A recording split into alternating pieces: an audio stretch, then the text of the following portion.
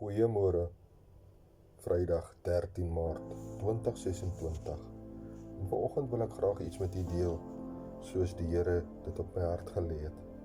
Die opskrif daarvan is godsdiens teenoor genade. Weet jy wat godsdiens sê? Probeer harder. Genade sê, glo in Christus. Godsdiens sê vir mense dat hulle self moet skoonmaak voordat hulle na die Here kan kom.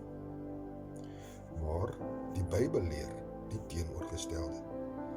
Niemand kom na God omdat hulle eers hulle lewe reggemaak het nie. Ons verdien nie 'n verhouding met God deur om alleen goeie werke te produseer nie.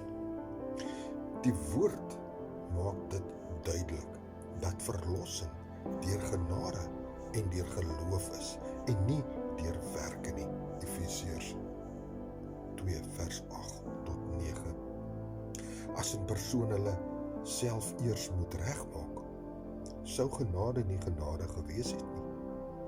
Jesus Christus het vir mense gekom presies soos hulle is.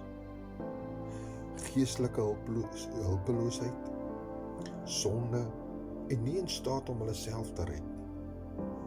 Daarom het Jesus na die kruis gegaan. Weet jy wat? Godsdiens herinner mense voortdurend aan hulle mislukkings en sê vir hulle om harder te probeer. Genade sê iets heel anders. Handelinge 16 vers 31. Glo in die Here Jesus Christus en jy sal gered word. Na bekering en verlossing gaan die Christelike lewe nie daaroor om byvoorbeeld die vlees deur menslike pogings te reinig nie. Die Christelike lewe gaan oor geestelike groei en om geestelike vrug te produseer. Wanneer 'n gelowige sondig, is die oplossing nie skuldgevoelens of selfhervorming nie. Die oplossing is wat die woord bely. 1 Johannes 1 vers 9, wat gemeenskap met God herstel, sodat die gelowige kan aanhou groei. Genade ignoreer nie sonde nie. Genade bied die oplossing.